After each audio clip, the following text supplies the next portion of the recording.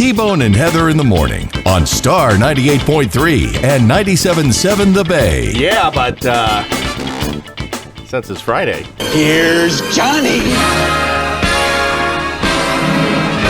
Morning. Morning. I bet your kids are loving this. Oh, they're loving the delay for school. That's for sure. I bet. I bet my daughter they are. especially. I found out this year that when I was a youngster, Sure. Excuse me. High school went the earliest, but they've switched it up apparently, and middle school goes the earliest. So my daughter went from going to school at 8:30 to going to school at 6:30. So a little bit of a change for her. Holy cow, that is a change. Right? Yeah. So, made it through the snow. That's awesome. It is 13 minutes after 7 o'clock, 7:13. This is a big weekend. I was shocked by the box office last week. That Zootopia thing, everybody in the world went to see it. It's juggernaut. Yeah, Zootopia is like, I've never really understand fully. You can always tell with the animated movies which ones are going to last and which ones are going to be flash in the pan, but they all kind of do well. And kids like all of them. But then sometimes Zootopia comes along and it's just as cute as anything else, but it's got some little spark to it that people really latch onto it. And kids' movies, anything kid related, I mean, always does better. Yeah, I mean, parents are looking for something to do with their kids, and the movies are a classic way to entertain. Right. I mean, since back when the movie theaters really became huge in like the 50s, it was all about kids going to watch sci-fi movies and things like that. So it's always kind of been that escape. But Zootopia killed it, and it's a good thing it did because this year has just been kind of slow, box office wise, and like even looking at like the Oscar predictions, there's Wicked did great. Wicked Wicked did great. The cast, I don't know.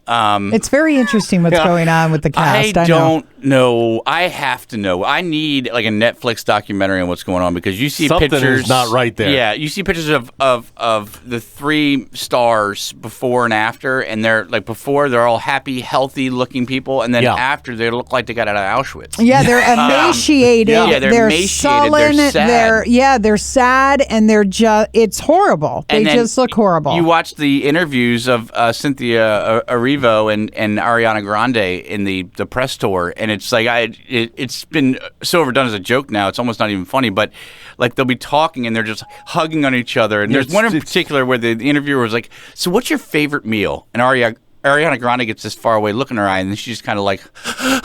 And like gets a little tear. It's like she asked if you like sandwiches. Yeah. What are you doing? Talking about? And they're like hugging each other. It's okay. It's okay. The weirdest thing, something wicked was going on there. I think so. But what do we have coming out this week? There's a lot coming out, but really only one thing of note: Five Nights at Freddy's 2. Oh, I saw the first one. It was very weird. Yeah, I wouldn't really say for kids, but another big one in the kid realm, if the preteen to teen realm. Five Nights at Freddy's obviously based on a very popular video game where a Chuck E. Cheese-like restaurant comes to life and all the animatronics try to kill you. Right, exactly. So the first one did surprise. I don't know if I even should say surprisingly well because with the game so popular, you never know. But it did very well. So now we have the sequel, which is really more of the same. More lore building to it. If you're really into the Five Nights at Freddy game and the lore and the whole everything around it, you're going to really like the sequel because it does get more into all that, more world building.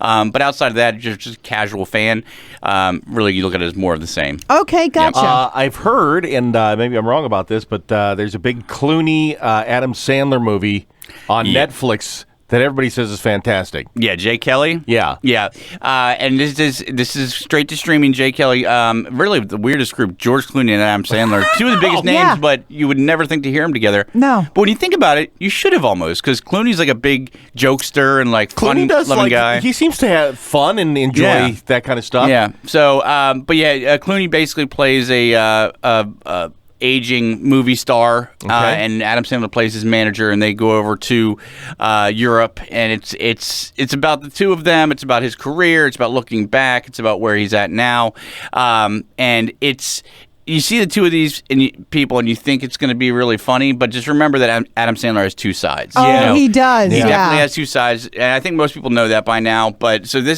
there are definitely funny moments in the movie, but this isn't a straight up comedy like you would think. Okay. This is an Oscar type film. Oh, so It's not okay. Happy Gilmore. yeah, and I think Adam Sandler could actually finally get some of the accolades that we thought he was going to get for.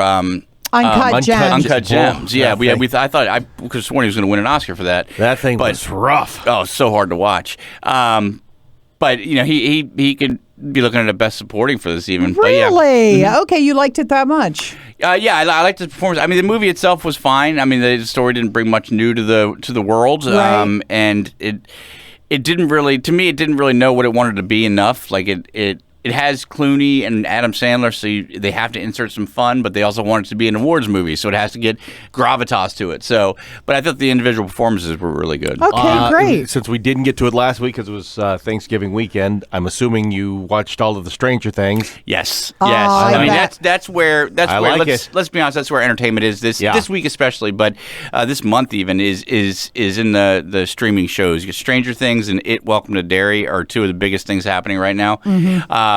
Stranger Things, I've always been a fan. Yeah. I wouldn't say a huge fan. Like the rest of my family is huge fans.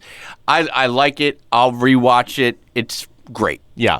But this last season brought it to like, I cannot wait to see the rest of it. Yeah. I'm going back and watching Right. the rest of the other seasons. Well, there were little Easter eggs Yeah. in this one that you're like, oh, that's okay, I see the connection. Yeah. They really seem like they did some work on, there were dangling storylines that they needed to somehow get together, and I think they did a pretty good job Which is of it. interesting because I always wonder, especially with the advent of the internet, there's 10,000 people online doing what I do, and a lot of them are about theories, and they're like catching Easter eggs. Yeah. And like, well, you see the background here. There's a poster for the Clash, and what that means is they're gonna have a clash with him. And like Yeah.